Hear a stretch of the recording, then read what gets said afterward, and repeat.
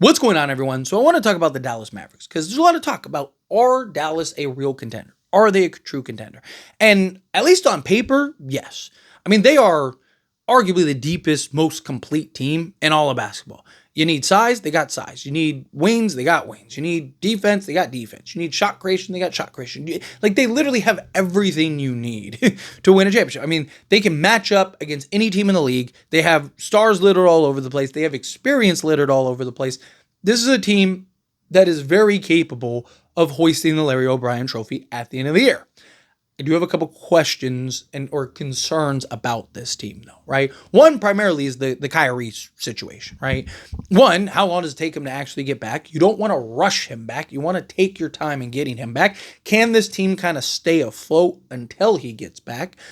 Which I do believe that they can, at least, play in playoff spot. Kyrie comes back and then you kind of make that push for, the back end of the playoffs. Once you're in the playoffs, you just trust your experience and, overall talent and depth to get you in and on deep playoff run, right? But obviously, even when Kyrie comes back, what does he look like when he comes back, right? Like, if he's struggling and kind of just not himself and, inefficient and all of that, then, you could kind of have some struggles. Like, you need Kyrie to be the best version of Kyrie and Anthony Davis to be the best version of Anthony Davis.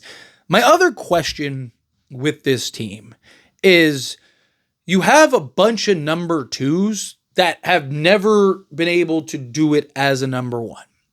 And that is always a big question mark because there are very few teams that have true number ones, right? I mean, there's only a handful of guys that have proven that they can go win you a championship, right? That can lead you to a championship, right? And look, even guys like Luka haven't proven that yet. As great as Luka is, he's proven he can get you to finals. He's proven he can get you to multiple conference finals, but actually getting you over the hump and winning a championship, he hasn't been able to do that yet. Right? The guys, Steph, KD, LeBron, Giannis, right? Jokic, Jason Tatum now, even though I know Jaylen Brown won, but Jason Tatum's the best player, right? Like, so there's only like a couple guys that genuinely can lead you, or SGA this year, right? That have proven that they can lead you to a championship, right? Anthony Davis wasn't able to do it. When he won, he was the second option. Kyrie Irving wasn't able to do it. And he's had several chances to do it and hasn't been able to do that. He was the second option behind LeBron James and Klay Thompson. Klay Thompson's credit, he never had the option to be the guy to lead a team. He was always the number two.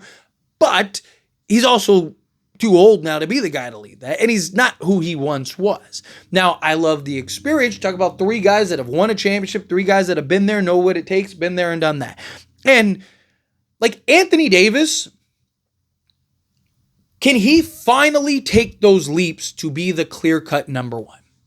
Anthony Davis has all the talent in the world. There is zero reason that Anthony Davis shouldn't be in the is he the best player in the world conversation. I mean, what can he not do? I mean, the guy is 7 feet, the best defensive player in all of basketball, right? Wemby might have something to say about that, but still, he's unbelievable defensively. The impact of which he has defensively. He can do everything offensively. Beat you off the dribble, take you to the rim, finish through contact, shoot the three ball, pick and pop, knock down the elbow, create for himself, create for others, right? I mean, he could get the ball off the rim, go coast to coast. I mean, the guy can do everything out there, and he's not in the conversation. Why? Because his leadership capabilities, right? His ability to be the guy. That was one of the big problems with the Lakers, right? When he is on, you watch him play, and you're like, this guy is the best player in basketball. This guy's ridiculous. The guy's dropping 40 points, grabbing 15 rebounds, giving you 5 blocks, 3 steals, 4 assists. And you're just like, this guy, this is a real player. This is a guy that exists. And then you watch like the next game and it's like 11 points, 9 rebounds. It's just like, that's the problem. Like, he's a guy that has always had questions about. I'm old enough to remember when he was on the Pelicans and there were talks about him potentially being the best player. And if he's not yet, he's going to be in a couple years.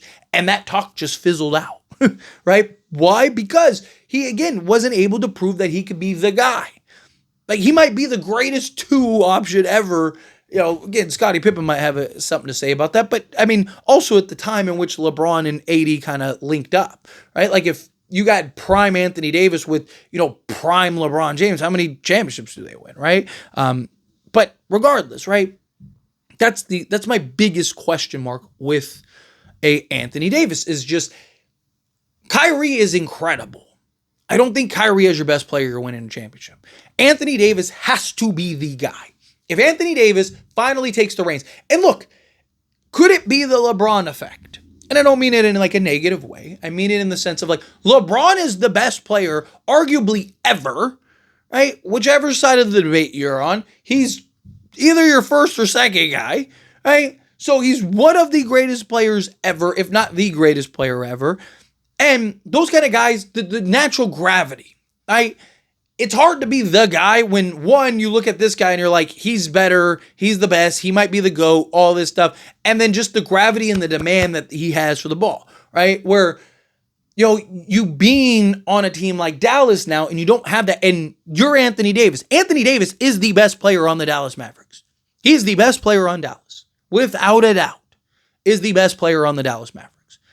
If he can be the number one guy, if he goes, all right, this is, he doesn't have to be that guy, this is my team.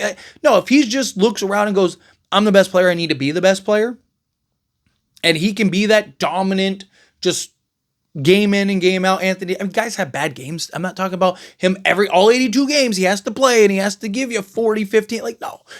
Again, bad games happen, bad nights happen. But there's also degrees to your bad games. Right? You look at a guy like Luka, since we're talking about Dallas, a bad game for Luka is still like 20 points, 6 rebounds and 6 assists. Right? It's just like still great, right? Where a bad game for Anthony Davis could be 9 points. He might get the 11 rebounds, he might get the 3 blocks, but again, he's got to find that level of consistency. I mean, even in the playoffs a couple years with the Lakers, when they were trying to go on that run, the big knock on Anthony Davis was his lack of consistency. Right? Like one game, he looks like the best player in the world. Next game, he looks like he's, an average role player out there. Right? And it's just the back and forth and influx in that. That's the biggest key. It more so than, I understand that they got Cooper Flagg. People are excited about Cooper Flagg. And I do think he has the talent and ability to make an immediate impact. Right? A lot of people are like, are they contenders now because of Cooper Flagg? No, they were contenders regardless of Cooper Flagg. Does Cooper Flagg maybe help that slightly? Sure. But we also don't know what he's going to be in year one. And especially when he's going to be like the 5th option on a team like Dallas, right? Maybe 5th option is a little bit of he's probably going to be the 3rd, right? Because you got to think, when Kyrie comes back, Kyrie is going to be the guy that has the ball in his hands all game. So it's probably going to be Kyrie, Anthony Davis, and then Cooper Flagg, right, at best. Because he's not getting the opportunity over Anthony Davis and Kyrie Irving. So, to me, it's not even that, right? Because, again, there's too many question marks with Cooper Flagg. He might be the best player in all of basketball in 5 years. Who knows, right? But I'm saying right now, can we let the kid play a couple games? And even then, he's not going to be the one that's leading you to a championship. It's going to be Anthony Davis. Anthony Davis will decide if Dallas wins a championship or not. If Anthony Davis is the best player on that team and, is in that, I mean, I think he's always been in that top 10 range, right? But if he's clearly, because, there have I talked about, Anthony Davis and LeBron James, 2 top 10 players, right? I believe that he was a top 10 player even then, but, people could argue, okay, well, he's top, if there's no argument, he's like a top 7 player or something like that, even if he's in the top 10, but just consistent, dominant, it's dude, where you can maybe make the arguments, is he top 5 to 7 this year? Then I think Dallas has a real shot.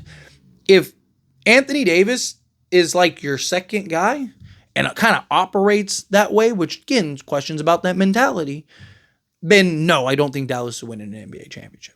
I think they'll end up getting beat by somebody, right? Now, it's possible you could just argue that they have just an abundance of talent that could overwhelm teams, and that could be a problem, sure, right? But I think realistically, unless Anthony Davis is the number one guy on that team, clearly, far and away, and it's give me the ball, and he's dominant, and he's the, Pelicans Anthony Davis that we saw that's giving you, 27, 12, and 5 with 3 steals. And that, yes, Dallas could easily be hoisting Larry O'Brien at the end of the year. But anyway, as always, this is a discussion. Pass a question to you. Let me know your thoughts and opinions down in the comments. That being said, if you haven't liked this video, hit that like button. Helps me out. So we enjoy these types of videos. Truly appreciate it. Not subscribe channel, hit that subscribe button. Turn on the bell notifications. Appreciate y'all. See you in the next one.